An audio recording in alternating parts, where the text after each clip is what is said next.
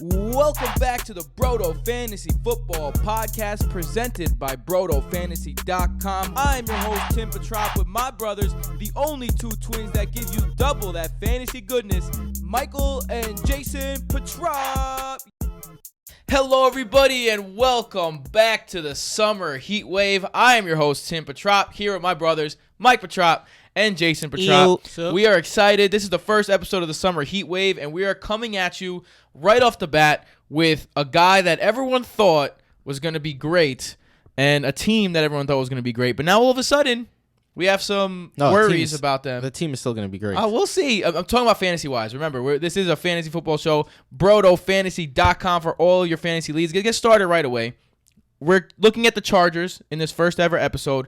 Let's start with the offensive outlook. So for the offensive outlook, we're going to be looking at the coaching staff and what the coaching staff can bring.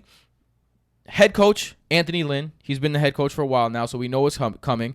Ken Wisenhunt is the offensive coordinator. He's been in place since 2016, so there's nothing about this offense that's going to really surprise you about the Chargers. We know what's coming, and we're pretty geared up to know what the Chargers are going to bring this year. Yeah, expect the same out of the Chargers, a strong running game, a strong passing game to the running backs, which is something that is very effective in fantasy. Jason tweeted the other day about running backs basically being a wide receiver one overall combined receiving wise. So yeah, I think the biggest travesty in all of fantasy sports is that people ignore the Chargers running backs catching abilities. We talk about the Chiefs, we talk about the Patriots, we talk about even Theo Riddick. He was released, but his days on the Lions, he was a very big passing threat. Nyheim Hines, but no one talks about the Chargers. Last year, if you combine Melvin Gordon, Austin Ekeler, and Justin Jackson's receptions, you come up with 104 receptions for 1,029 yards and 7 touchdowns. That's you got Robert Woods, basically. Solid wide receiver, too. Robert Woods light. Maybe low-end wide receiver 1. So now that we know what the offense is giving us, let's get into these position breakdowns. Let's start with running back because that's the one that we're all going to want to talk about. Melvin Gordon, the holdout is happening right now. He's been one of the best fantasy players in the land, third most touches of all players in the last 3 seasons, and in a place where opportunity is king, Melvin Gordon is king. Second straight year last year, 50 receptions. Only played in 12 games, too, so his reception numbers were on pace to be higher than his ever career totals. If he signs in, he's locked and loaded as an RB1. So let's say he signs up. Let's start with that. What do you see for Melvin Gordon this season? Oh, I mean, you know I'm a big Melvin Gordon supporter. If the Chargers sign him, which they might come to terms, they're looking at 10 to 11 million per year. So I don't think that Melgo has to drop down his request a little bit, but I think they can come to terms. It's a little more than Lev Bell gets per year. Melgo wants more, which is a little crazy in my thought. But, I mean, he's a jack of all trades. He's going to get, his rushing numbers aren't going to be rushing leader worthy. He's going to get 1,000 yards on the season. But when you get 500 receiving yards, you get touchdowns on the rushing ground and through the air. Melgo's going to be a locked and loaded RB1. All right, so let's pretend that Melvin Gordon goes the Le'Veon Bell route and decides to miss games. You got Austin Ekeler. You got Josh Jackson. Michael, I'm going to swing it to you. Justin Jackson, I'm sorry. I'm going to swing it to you, Michael. Which one of these backs do you prefer, and what kind of outlook are you looking at if they're the 2 main backs this season? So I'm not as sold on Melgo returning as Jason is. He could return after the first 8 weeks, I believe, and still become a free agent at the end of the season. So, and I don't see the Chargers budging.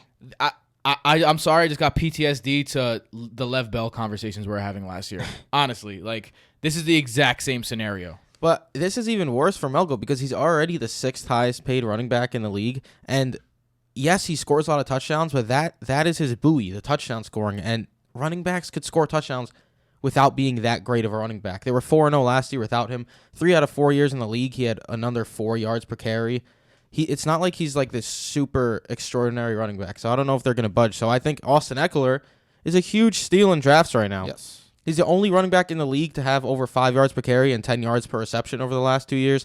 And everyone's like, oh, Justin Jackson is going to be the early down guy. Just because Ekeler struggled a bit when it was his chance last season to be the lead back.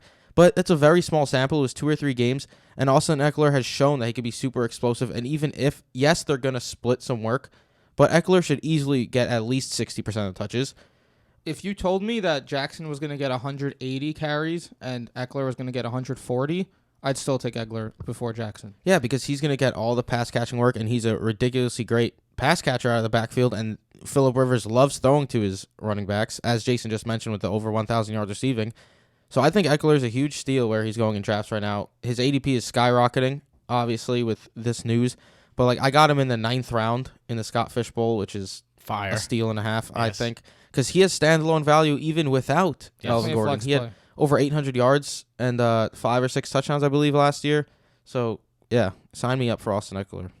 Yeah, I mean, and you got to also remember that this team passes to the running back like crazy. So even if Josh Jackson does get that work, it will be Austin Ekeler. But I think both of them are ownable if you are talking about a team without Melvin Gordon, because they're going to go to their running backs. That's a stone cold fact. So I really think that both of these guys should be rostered without a doubt, and probably started week to week. Agreed. I think Ekeler, if Mel goes out, will be ranked in the running back 12 to 15 range every week, whereas Jackson will see in the 20 to 24 range. Let's move on to the wide receivers now that we've talked about that. Let's start with the biggest wide receiver on the team. Not the biggest in stature, not really the biggest in height. Keenan Allen, right now going at the top of the 3rd round, which in my opinion is an ADP steal, but you got to think about this. Inconsistent last season. Outside of one 6-week stretch where he was really dominant, he was up and down. Finished as the wide receiver 44 or lower 6 times last year. Finished 13 or better 6 times last year. So you're getting a guy who, when he's dominant, goes on very dominant hot streaks, but does have the ability to shit your team sometimes.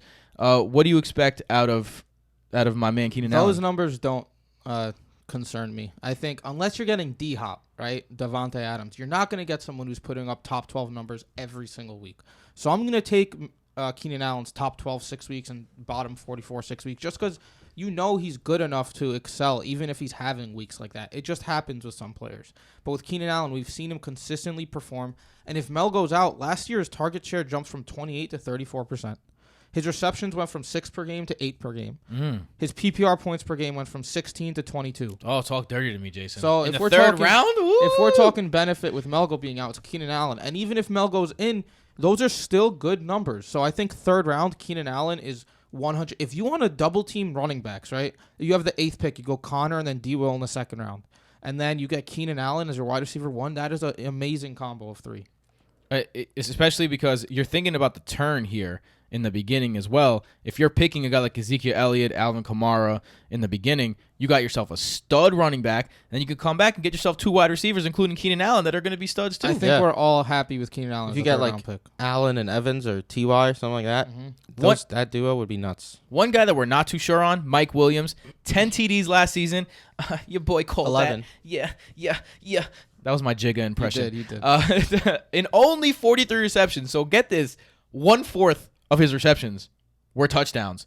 Pretty insane. Madness, in fact. That's exactly why I'm not fully warmed up to his ADP yet. Thank you. Finally, someone's on board with Going me. in the 5th round right now. I have not owned. Actually, I ended up getting Mike Williams in the Scott Fish Bowl just because this is what I say. I don't hate players. I hate ADPs. He fell to me in the middle of the 7th round, so I was like, I'll take a chance here. Shot. But look, Mike Williams, 43 receptions, 11 touchdowns. There is no way his expected touchdowns for that many receptions are cut in half. Yes, he gets work in the red zone. Yes, he's a huge target. But Hunter Henry's back, who's also used in the red zone. Facts. And 664 yards on top of that is nothing to write home about either. So 43 and 664, if that was his line with 5 touchdowns, he's going nowhere near where he's going now, in my opinion. Okay, that is a good point. But at the same time, no Terrell Williams in the building. Hunter Henry's back, though. Hunter Henry is back, but, I mean, it's a different situation because Mike Williams is going to be the number 1 guy out wide. You want a number 1 guy out wide when you're talking about a guy with Phillip Rivers, who we'll get to in just a second. I think Mike Williams, you're right, I don't like his ADP, but that doesn't mean that he can't be a good player this year. Yeah, I agree. I think his ADP is where if you take him and he doesn't break out and he produces a season like this, you're not super upset about it. But it's also at that point where you could get other good players. Where do you want to take the chance that Mike Williams breaks out this season? I'll touch on Phillip Rivers while we're talking about Mike Williams, because if you look at his true throw value, he was 3rd last season, the 3rd most valuable throw in all of the NFL. But he ended as the 11th quarterback. So he's wildly efficient in that Anthony Lynn, Ken Whisenhunt offense, but it's not a huge passing attack game. They have a good defense that keeps them from really having to run after players in the second half. So that's about where he's been his entire career too. So if you're looking at Phillip Rivers, we're looking at a quarterback 10 through 15. And if you're looking at that and you know he has an efficient arm, it's really going to come down to, is Mike Williams going to catch those touchdowns again? I don't think his yardage is going to meet where his ADP is at. So is he going to get 13 touchdowns? That's what you're asking yourself if you're drafting him in the 5th round. I mean, it's a good point. Phillip Rivers, let's move on to quarterbacks. Jason just touched on Phillip Rivers. I mean, perennial perfect late-round quarterback, I think. I mean, at this point, Not Phillip if you're Rivers... looking for huge upside. Yeah. Safety. At this point, he's a low-end QB1, high-end QB2, streaming option in great weeks. I mean, if you have Phillip Rivers, it's not a spectacular choice, but he's not going to lose you your week. If you're going no quarterback and you're drafting a quarterback in the 10th through 12th rounds, I think Phillip Rivers is the guy you want to target. And that's not a bad option. I'd rather have like Trubisky, Dak, but this guy's talking it's dirty good when to he says have Trubisky. Let's move on to his tight end. Hunter Henry is back from his knee injury. Are you confident that he can come back from this injury? Because he had a fantastic rookie season. And second season. He had a fantastic rookie season and second season. But he wasn't used much in those seasons, as much as he should be used. Now he's going to be. Look, the thing about Hunter Henry, I'm a huge fan of him as a player, but he missed the whole season last year, right? And his ADP hasn't moved.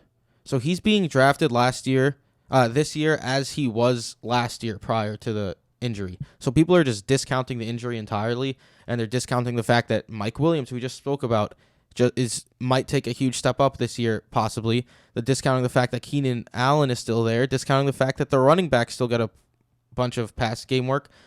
They haven't had a tight end put up huge numbers since Antonio Gates' glory days, and that's because Antonio Gates is one of the best tight ends of all time. So I think he is I don't love him at his ADP right now. I would call Hunter Henry's second year a huge year, though. 500 receiving yards about and like 5 touchdowns. As a backup tight end, that's really good. Yeah. But it's just, people are just discounting the injury entirely, which scares me. I might regret this, but besides Kelsey in the early second, Kittle in the back third, I'm not taking any of the top tight ends at their ADP right now. No Ertz? No Ertz. I don't trust Ertz. Gets out so many targets. He's going in the second round. I think that's too early for me. O.J. Howard, I don't trust yet. Arians has never used tight ends. Hunter Henry, Michael just raised all those concerns. He's going too early for me as well. I'm going to sit back. I'd rather take a 10th round pick on Trey Burton. So we've talked about all the position groups. So let's get to our final category, the one injury away category. There's always that guy who becomes an injury necessity. Yep. Jason, let's start with you. Who is the one injury away, just budding fantasy guy on this team? You know what? He's been a name in the NFL for a while. He's never had a real chance to shine. Going Travis Benjamin. Yo, we didn't mention him in the wide receivers. I really think that he has a chance to be like a streamer this year, moving into that number 2 spot. He always has those couple of games where he scores like a 70-yard touchdown. Yeah. And if we're talking about the people in front of him, Mike Williams has had his injury share. Keenan Allen has had his injury share. And if we're looking at the rest of the depth chart, Artavis Scott, Jeremy Davis, Dylan Cantrell. Travis Benjamin is the most dynamic person on that roster. All those guys were either late-round draft picks or UDFAs, not even necessarily by the Chargers. I'm pretty sure the Jets had Artavis Scott at one point.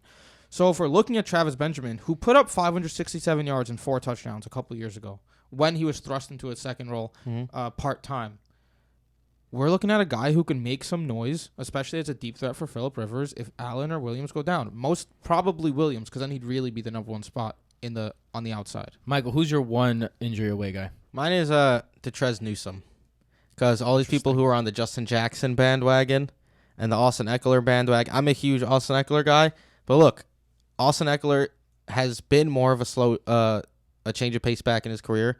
Who knows if he could withhold a full season of health?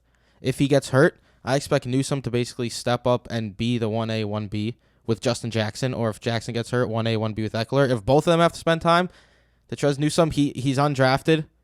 It's not like this guy has a huge pedigree, but the Chargers offense is a haven for running back success. So if there's an injury there, Detrez Newsome might be a big waiver wire target. Interesting. I personally don't think Justin Jackson's that good.